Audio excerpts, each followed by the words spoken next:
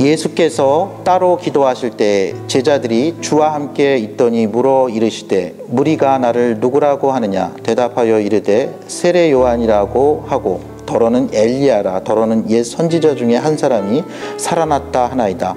예수께서 이르시되 너희는 나를 누구라 하느냐 베드로가 대답하여 이르되 하나님의 그리스도 신이이다 하니 경고하사 이 말을 아무에게도 이르지 말라 명하시고 이르시되 인자가 많은 고난을 받고 장로들과 대제사장들과 서기관들에게 버림받아 죽임을 당하고 제3일에 살아나야 하리라 하시고 또 무리에게 이르시되 아무든지 나를 따라오려거든 자기를 부인하고 날마다 제 십자가를 지고 나를 따를 것이니라.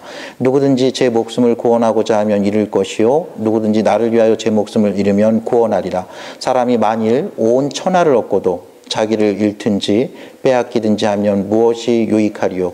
누구든지 나와 내 말을 부끄러워하면 인자도 자기와 아버지와 거룩한 천사들의 영광으로 올 때 그 사람을 부끄러워하리라. 내가 참으로 너에게 이르노니 여기 서 있는 사람 중에 죽기 전에 하나님의 나라를 볼 자들도 있느니라. 아멘. 여러분 혹시 평창올림픽 개막식 보셨나요? 이번 주 정말 평창올림픽 개막되면서 또 어떤 사람들에게는 아주 의미 있는 그런 주간이었을 것 같아요. 그동안 얼어붙었던 이 남북관계에 하나의 좋은 계기가 될 수도 있는 사건이 있었습니다. 북한에서요 예술단도 보내고 또 스포츠 운동하는 선수들도 보냈을 뿐만 아니라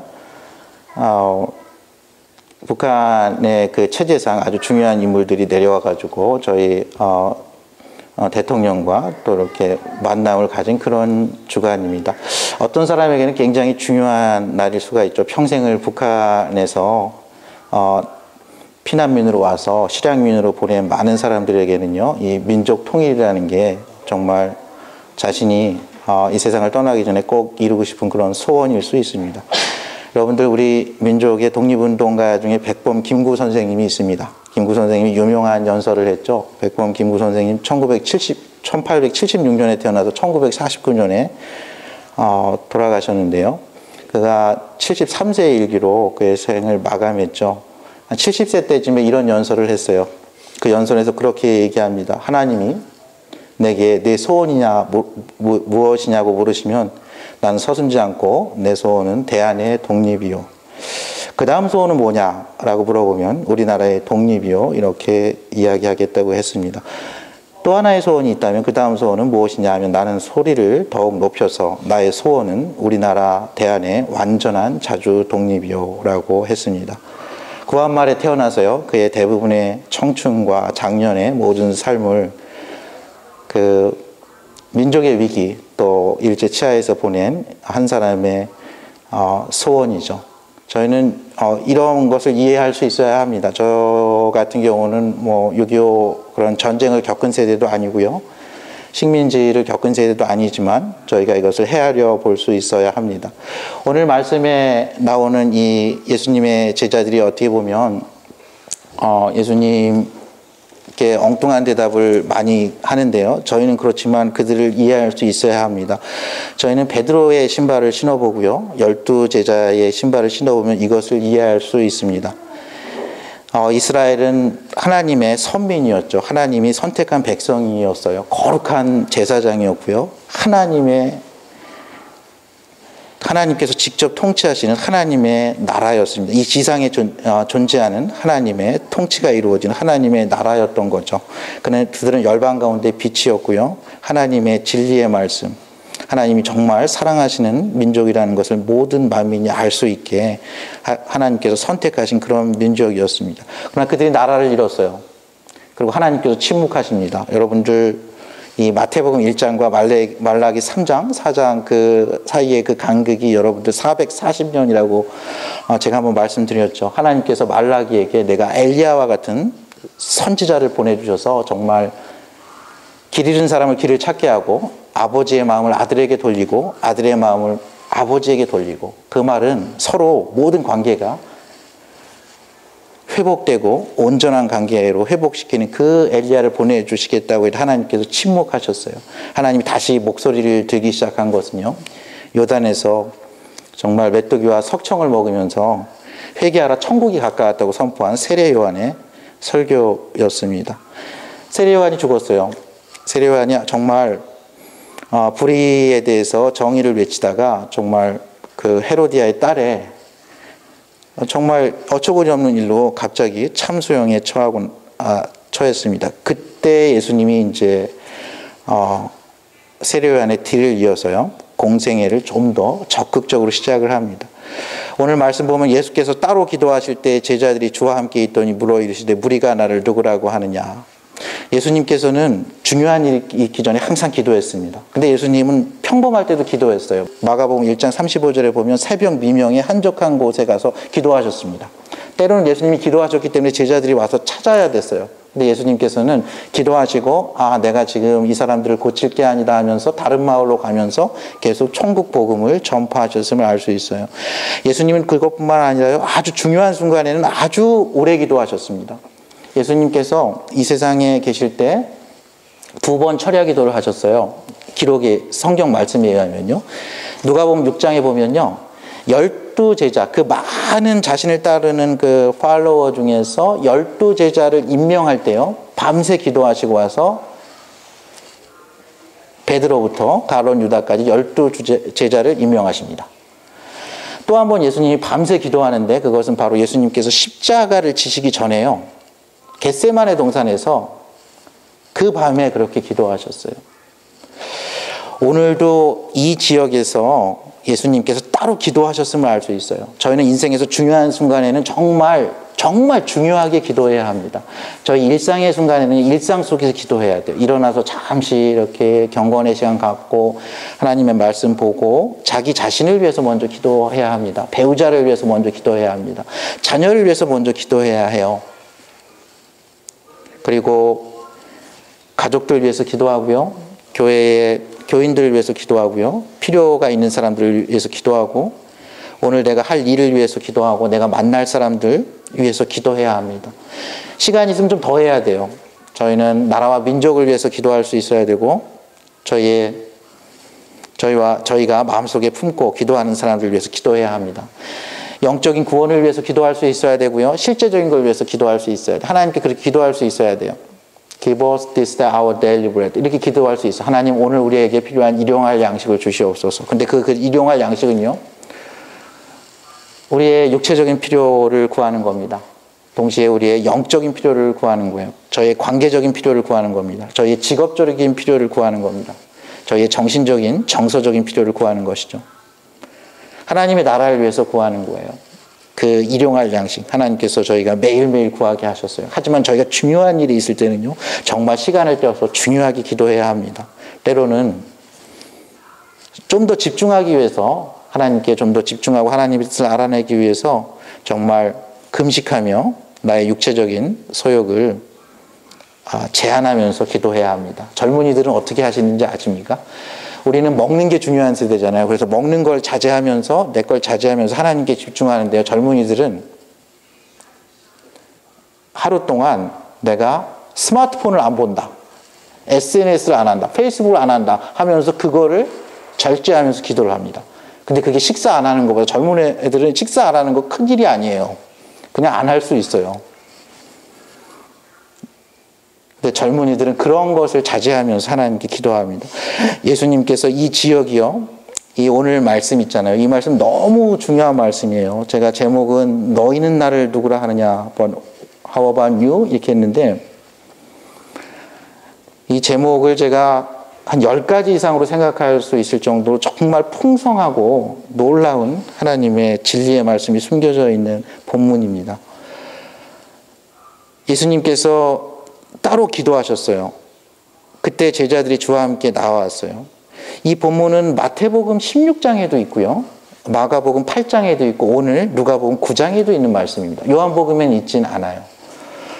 근데 이 자리에 있었던 제자 12제자 중에 이 본문을 기록한 사람은 마태입니다. 그러니까 세리, 레위, 마태는요, 누가복음 5장에서 그 가버나움 세관에서 예수님께 부름을 받아서 예수님을 쫓아가는 삶을 살고, 누가복음 6장에서 예수님께서 밤새 기도하고 12제자를 임명한 그 자리에서 제자로 임명된 제자예요. 세리마태는 임명받았습니다. 누가복음 5장에 베드로의 동생 안드레와 세베대의 아들 야고보와 요한도 12사도로 임명을 받았어요. 그 12사도 중에서 복음서를 기록한 사람은 세리마태가 마태복음을 기록하고요. 이 어부였던 요한이 요한복음을 기록했는데 요한복음에는 이 기록이 없어요. 그래서 이 기록은 굳이 보자면 마태복음을 보는 것이 좀 더 정확할 거라고 저는 생각합니다. 그래서 마태복음은 조금 더 있어요. 너희는 나를 누구라고 하냐 이렇게 물었을 때 베드로가 이 대변인으로서 오늘 본문에는 하나님의 그리스도시니이다. The Christ of God 이렇게 대답합니다. 마가복음에는 주는 그리스도시요 이렇게 대답합니다. 여기서 주는 당신은 이런 뜻입니다. You are the Christ 이렇게 대답해요. 근데 마태복음 세리 마태가 기록한 그 복음서에는요 정말 세무공무원처럼 정확히 더 기록하고 있어요. You are the Christ, the Son of the Living God 이렇게 대답하고 있습니다. 주는 그리스도시요 살아계신 하나님의 아들이시니이다. 그랬더니 예수님이 그 말씀을 듣고 내가 베드로 너 위에서 교회를 세우리라 하면서 음부의 어떤 권세가 이것을 무너뜨릴 수 없다고 얘기하면서 너가 열면 땅에서 열면 하늘도 열리고 땅에서 닫으면 하늘도 닫힌다는 그런 놀라운 말씀을 하세요. 그 본문이에요. 주는 그리스도시요 살아계신 하나님의 아들이시니다 한 그 신앙 고백의 그 본문이죠. 예수님께서 기도하셨어요. 마가복음과 마태복음에 보면 이 지역이 가이사랴 빌립보 지역임을 알 수 있습니다. 예수님께서 그 지역에서 사역을 한 적이 없어요. 가이사랴 빌립보 지역은요 갈릴리 바다에서 북쪽으로 한 40km 가면 이제 헬몬산, 1년 내내 그 꼭대기에 눈이 있는 헐몬산이 시작되는 데예요. 이스라엘의 젖줄기와 같은 산입니다. 그 눈이 이렇게 그 만년이 녹으면서 거기서 녹은 눈과 그 이슬들이 흘러서 갈릴리 바다를 지나고요. 갈릴리 바다가 남쪽으로 흐르는 그 강이 요단강입니다. 그리고 그게 사해에 가서 멈춰요. 이스라엘의 젖줄과 같은 이 갈릴리 바다, 요단강, 정말 그 시작되는 그곳이에요. 그곳은 보통 지금으로 따지면 수련의 장소입니다. 예수님이 리트릿을 가신 거예요. 거기 가가지고 기도를 했던 거죠. 근데 예수님이 제자들을 임명하고 나서 제자들에게 특권을 줬어요. 제자들에게 어떤 특권을 줬냐면요. 너희들이 가서 귀신을 내어쫓는 권세, 병을 낫게 하는 권세, 그런 권위를 주셨어요. 그리고 제자들이 가는 곳마다 그런 기적을 행할 때였죠. 또 하나 근데 놀라운 특권을 하나 줬는데 예수님께서 항상 옆에 올 수 있게 해주셨습니다. 아주 특별한 경우를 제외하고는 12제자들이 예수님이 항상 가까이 오게 했던 것 같아요. 때로는 예수님께서 굉장히 제한하셔서 자기 혼자만 간 지역도 있고 때로는 베드로와 야고보와 요한만 갖고 데려간 지역이 있지만 이 수련회에서는 예수님이 따로 기도하셨지만 제자들이 주님께 와서 물어볼 수 있게 하셨던 것 같아요. 이게 굉장히 중요합니다. 예수님은 기도하셨고요. 제자들은 기도하는 예수님을 보면서 뭔가 다른데 하면서 결국 기도에 대해서 묻습니다. 그때 예수님께서 주기도문을 가르쳐 주시죠. 너희는 이렇게 기도하라 이렇게 말씀하십니다. 예수님이 무엇을 기도하셨는지 보면요. 예수님은 기도한 거는 그날 하는 일과 관련이 아주 밀접하게 있는데 예수님께서는 제자들이 이제 나의 정체를 조금은 더 알기를 원했던 것 같아요. 그래서 제자들에게 먼저 오늘 말씀 보면요. 무리가 나를 누구라고 하느냐 이렇게 물어봅니다. 그랬더니 군중들은 세례 요한, 죽은 세례 요한이 살아난 거로 생각하는 사람들이 있습니다. 특별히 헤롯 왕이 그 두려움 때문에 자신의 죄에 대한 두려움 때문에 그렇게 많이 생각을 했었어요.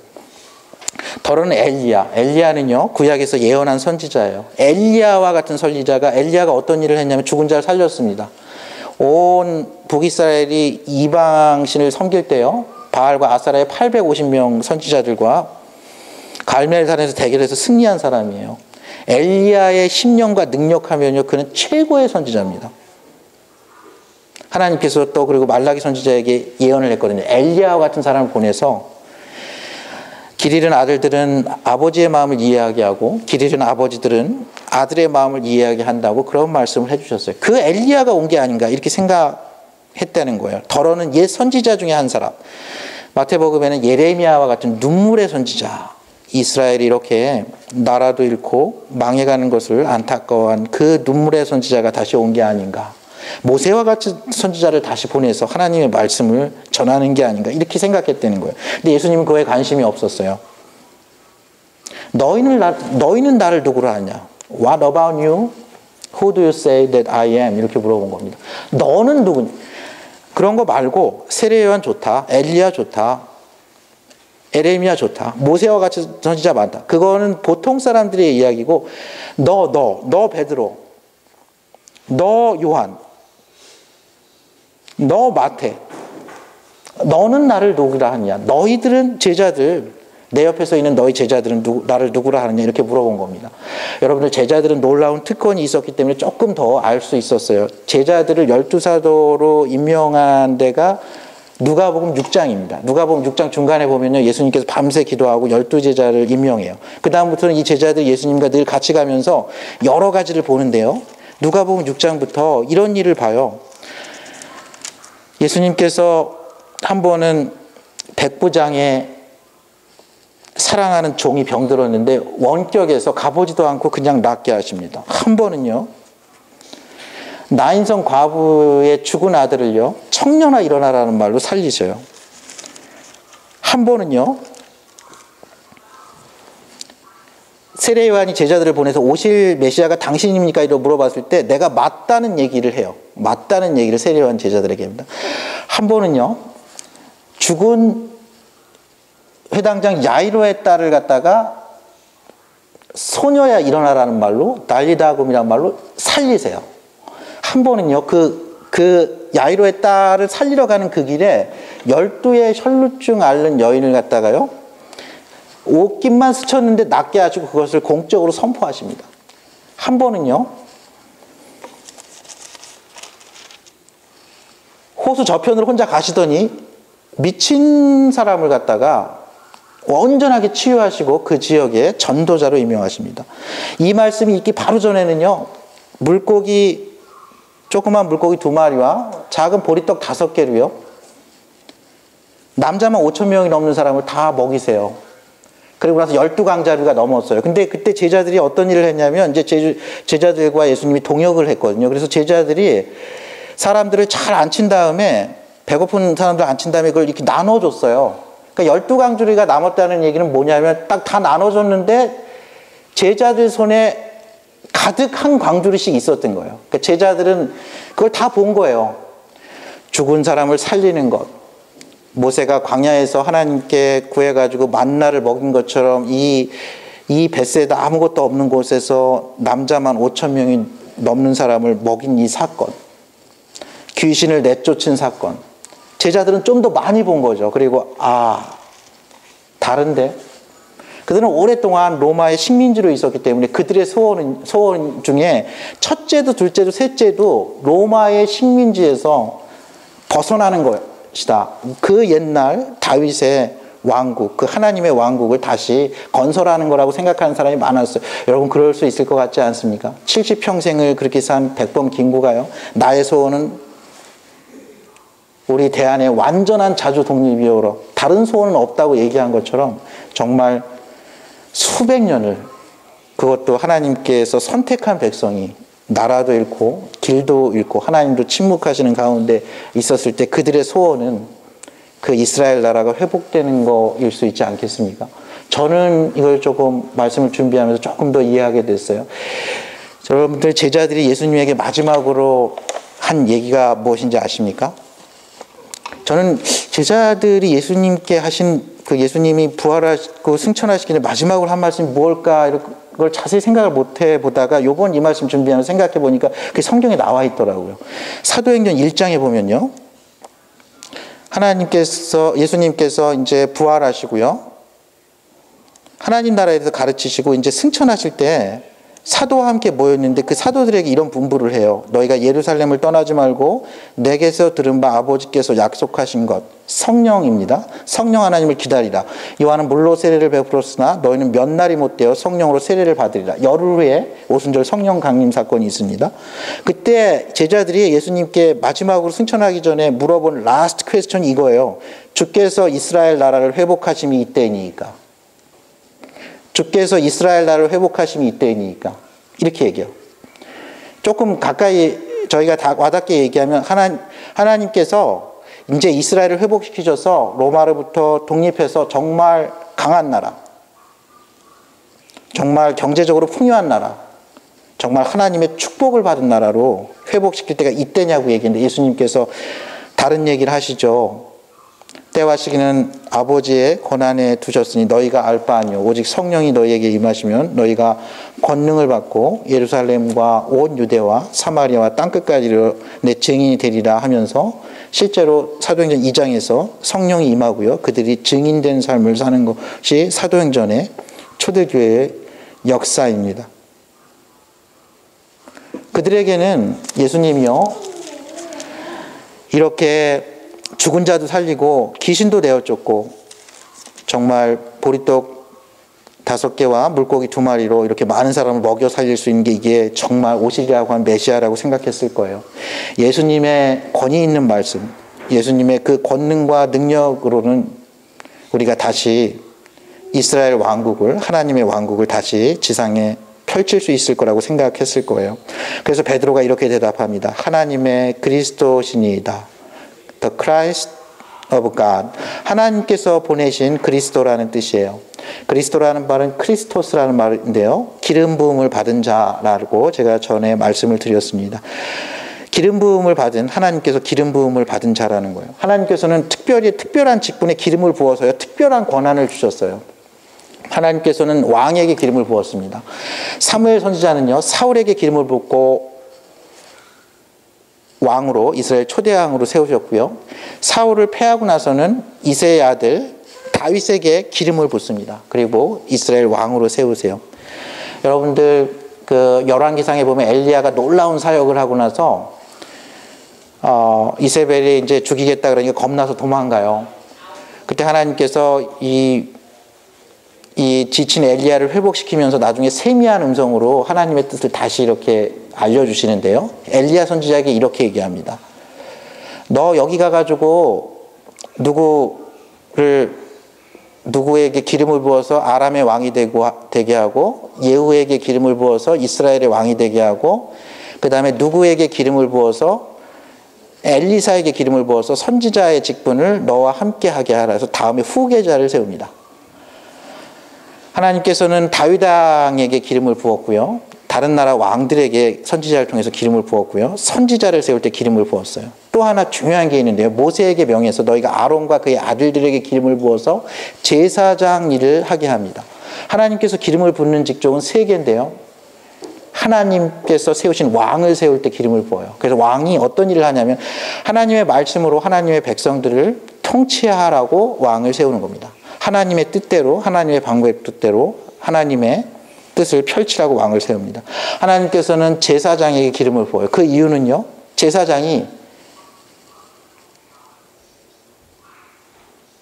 백성들이 이제 죄를 지으면 하나님께 가까이 할 수 없는데 그 제사장이 자신의 죄와 백성의 죄와 모든 죄를 다시 하나님께 화목제물을 드림으로 용서를 받고 다시 백성들이 하나님께 다시 나아갈 수 있도록 하나님께 함께 거할 수 있도록 그렇지 않으면 이 죄로 인해서 죽게 되는 것을 안타까워지고 제사장을 세워서요. 백성들의 죄의 문제를 해결하게 해주셨어요. 하나님은 때로는 선지자를 세우셔서요. 하나님의 말씀을 그의 백성들에게 전했던 거죠.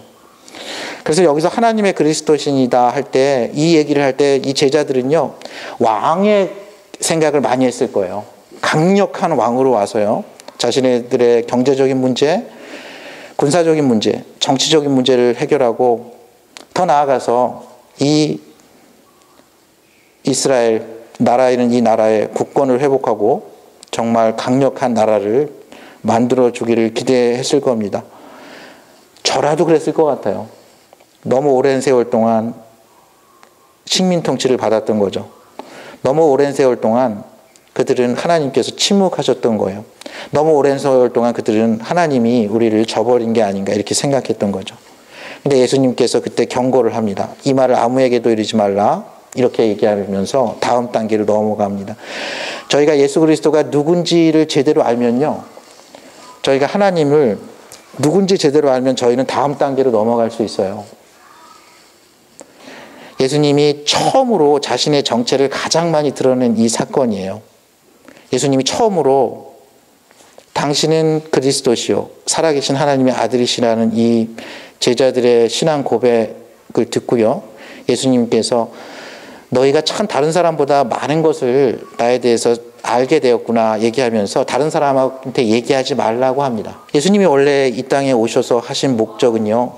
하나님의 온전한 왕으로 오셔서 저희를 하나님의 말씀으로 통치하시기 위함입니다. 예수님께서 이 땅에 아기 예수의 모습으로 오신 이유는요. 저희의 영원한 선지자로 오셔서 저희에게 진리의 말씀을, 생명의 말씀을, 영생의 말씀을 전하기 위하심이고요. 저희를 영원한 하늘나라로 인도하시기 위함이에요. 예수님께서 이 땅에 오신 목적은요. 무엇보다도 그는 우리의 영원한 대제사장으로 오셔서 그들은 1년에 한 번씩 대제사장이 대속죄일에 제사를 지내야 됐습니다. 아침 저녁으로 그들은 속죄의 제사를 드렸어요. 그러나 히브리서 7장 말씀에 의하면 그는 한 번에 모든 것을 He did it once for all. 이 말을 잊지 마세요. Once for all. 한 번에 모든 것을, 한 번에 모든 사람의 죄를, 한 번에 나의 과거의 죄를, 현재의 죄를, 앞으로 지을 그 죄를, 한 번에 모든 죄를 대속하셔서 우리를 그 은혜의 보좌, 언제든 그 예수 그리스도의 보혈을 의지해서 하나님의 은혜의 보좌 앞으로 나아갈 수 있는 하나님의 백성, 하나님의 사랑하는 자녀로 삼기 위해서 이 땅에 오신 겁니다. 근데 예수님은 순서가요. 제가 보기에는 예수님은 제사장이 먼저였어요. 예수님 먼저 너와 내가 내 죄가 주홍 같을지라도 눈과 같이 휘어지자. 나는 제사장으로 이 땅에 왔다. 구약에 많은 이 예수님에 대한 예언이 이렇게 겹쳐 있습니다.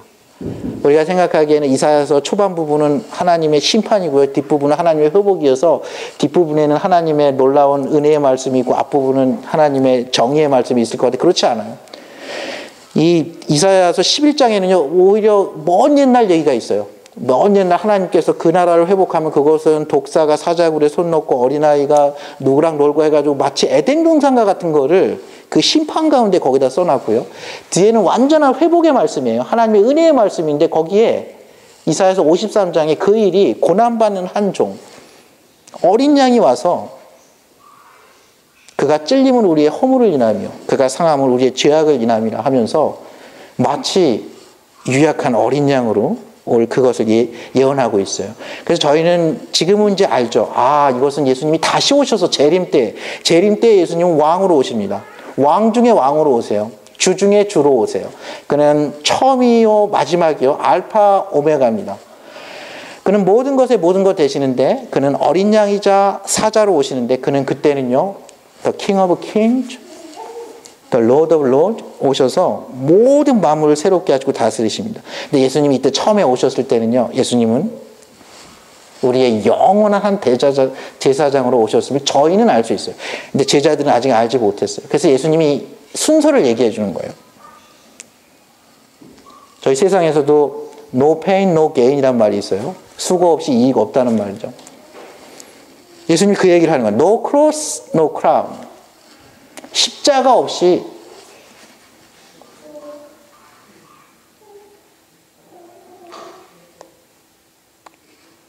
왕관이 없다는 말씀을 하세요. 죽음이 있어야 부활이 있다는 얘기예요. 너의 주홍 같은 죄가 회복되지 않고는 하나님의 공의로우신 거룩하신 하나님이 너희를 옆에 둘 수 없다는 거죠. 그래서 그렇게 말씀하셨어요. 인자가 자기 자신에 대한 이야기예요. 내가 많은 고난을 받고 장로들과 대제사장들과 서기관들에게 버림받아 죽임을 당하고 제3일에 살아나야 하리라. 예수님께서 고난받을 것을 예견하신 거예요. 너희가 생각하는 그런 왕 아니라는 거죠. 나 먼저 고난받아야 된다는 거예요. 당시에 종교 지도자들에게 버림받을 거라고 예언하고 계세요. 십자가에서 죽임을 당할 거라고 예언하고 계세요. 그리고 제3일에 부활할 거라고 얘기합니다. 그래서 너희가 만약에 나를 따라오려거든 거기까지 따라와야 돼. 너희가 날 따라오다 보면 내 옆에 계속 붙어 있다 보면 너희에게 붙어 있는 특권을 줬는데 너희가 나를 따라오다 보면 고난받는 내 옆에 서 있게 될 거다. 나를 따라오다 보면 종교 지도자들에게 버림받는 내 옆에 서 있게 될 거다. 나를 따라오다 보면 그곳이 죽음의 자리일 거다. 나를 따라오다 보면 결국은 너희가 부활할 거다라고 이야기하고 있습니다.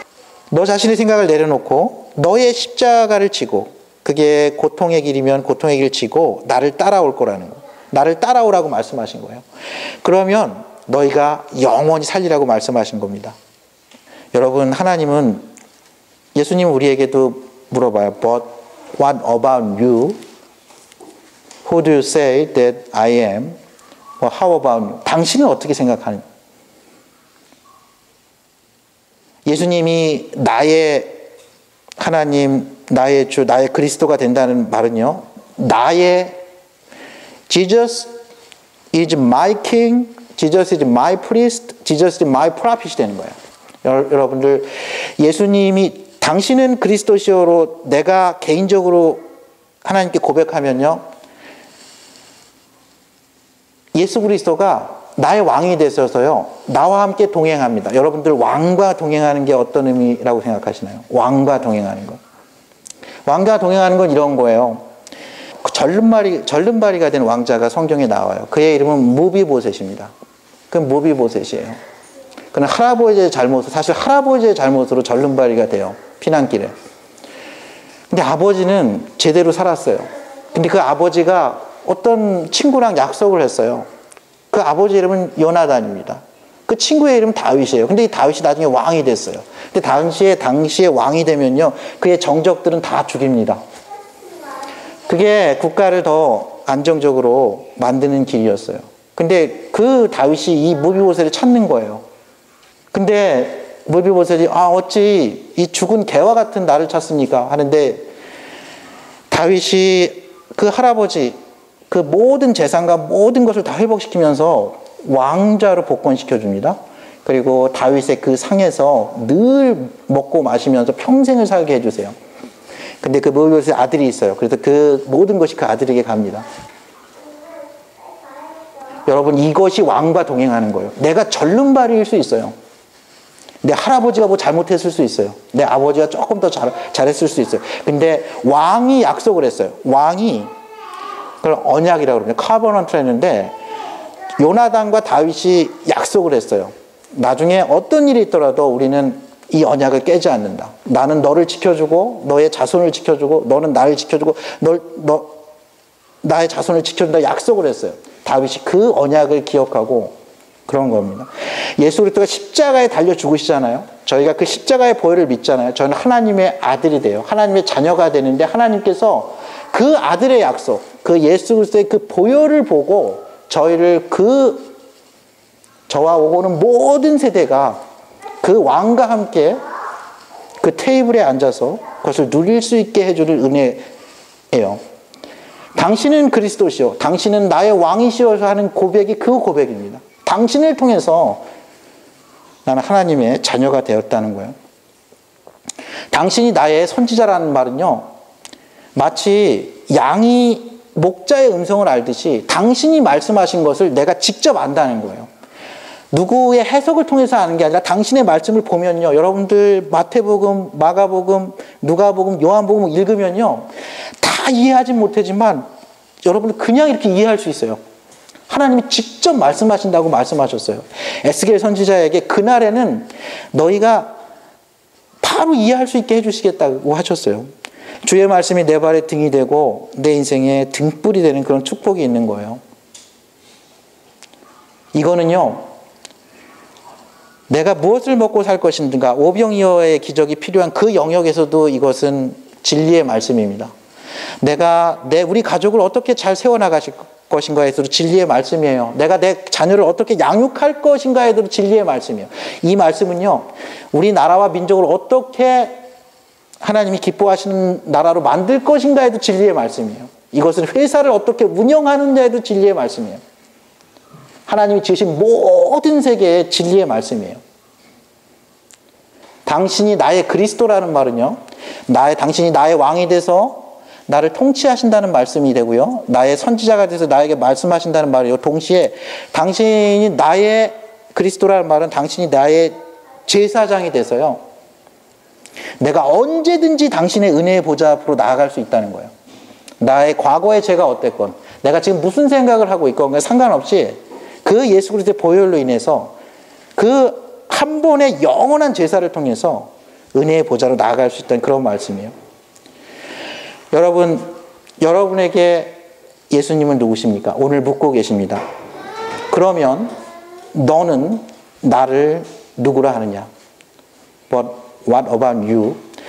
여러분, 이 질문에 당신은 그리스도시요, 살아계신 하나님의 아들이라고 응답하실 수 있는 믿음을 하나님께서 이 시간 주길 원합니다. 당신은 나의 왕이시요, 나의 선지자시요, 나의 대제사자심을 믿음으로 고백하는 그런 은혜가 있기를 원합니다. 여러분들 언제든지 이 그리스도로 인해서요, 저희는 하나님께서 베풀어 주신 그 은혜의 식탁에 앉을 수 있는 특권이 있어요. 저희는 이 그리스도로 인해서요, 언제든지 하나님 은혜의 보좌 앞으로 나아갈 수 있는 특권이 있어요. 저희는 언제든지 하나님의 음성을 듣고요, 인도함을 받을 수 있는 특권이 있습니다. 그런 놀라운 은혜와 특권을 누리시는 올 한 해 2018년 되시기를 주님의 이름으로 축원합니다. 함께 기도하시겠습니다.